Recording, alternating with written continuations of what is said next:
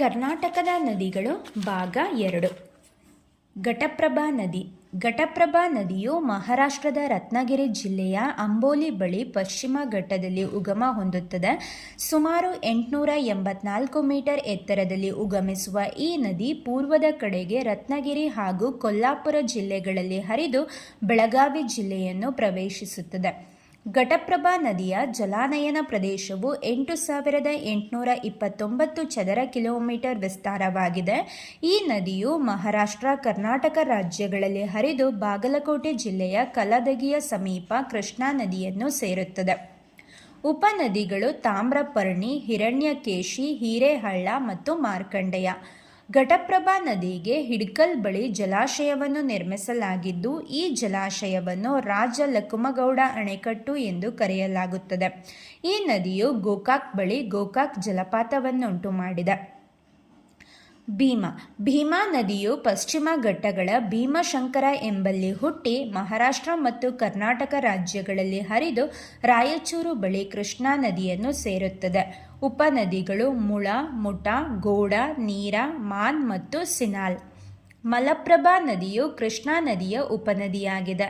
ಇದು ಬೆಳಗಾವಿ ಜಿಲ್ಲೆಯ ಖಾನಾಪುರ ತಾಲೂಕಿನ ಜಾಂಬೋಟಿಯಿಂದ ಪಶ್ಚಿಮಕ್ಕೆ 16 ಕಿಲೋಮೀಟರ್ ದೂರದಲ್ಲಿ ಸಮುದ್ರ ಮಟ್ಟದಿಂದ 792 ಮೀಟರ್ ಎತ್ತರದಲ್ಲಿ ಪಶ್ಚಿಮ ಘಟ್ಟ ಅಂದರೆ ಸಹ್ಯಾದ್ರಿ ಶ್ರೇಣಿಯಲ್ಲಿ ಉಗಮ ಹೊಂದುತ್ತದೆ. ಈ ನದಿಯ ಒಟ್ಟು ಉದ್ದ 330 ಕಿಲೋಮೀಟರ್. ಈ ನದಿ ಸಮುದ್ರ ಮಟ್ಟದಿಂದ 488 ಮೀಟರ್ ಎತ್ತರದಲ್ಲಿರುವ ಕೂಡಲ ಸಂಗಮದಲ್ಲಿ ಕೃಷ್ಣಾ ನದಿಯನ್ನು ಸೇರುತ್ತದೆ. ಉಪನದಿಗಳು ಬೆಣ್ಣಿಹಳ್ಳ, ಹಿರೇಹಳ್ಳ, ತಂಪರಿಹಳ್ಳ ಮತ್ತು ತಾಸಹಳ್ಳ.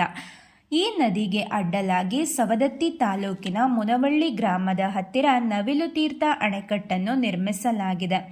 ಈ ಅಣೆಕಟ್ಟು 154.53 ಮೀಟರ್ ಉದ್ದವಿದ್ದು 40.23 ಮೀಟರ್ ಎತ್ತರವಿದೆ.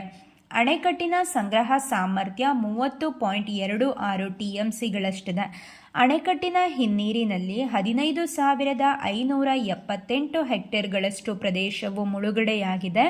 ಈ ಜಲಾಶಯಕ್ಕೆ ರೇಣುಕಾ ಸಾಗರ ಜಲಾಶಯ ಎಂದು ಕರೆಯಲಾಗುತ್ತದೆ, ಆದರೆ ಇಂದಿರಾ ಗಾಂಧಿ ಅಣೆಕಟ್ಟು ಎಂಬುದು ಇದರ ಅಧಿಕೃತ ಹೆಸರಾಗಿದೆ. ಮಲಪ್ರಭಾ ಅಣೆಕಟ್ಟಿನ ಎಡದಂಡೆಯ ಕಾಲುವೆಯು 150 ಕಿಲೋಮೀಟರ್ ಉದ್ದವಿದ್ದು, ಇದರಿಂದ 53,136 ಹೆಕ್ಟೇರ್ ಜಮೀನಿಗೆ ನೀರಾವರಿಯಾಗುತ್ತದೆ. ಬಲದಂಡೆಯು 142 ಕಿಲೋಮೀಟರ್ ಉದ್ದವಿದ್ದು 1,39,920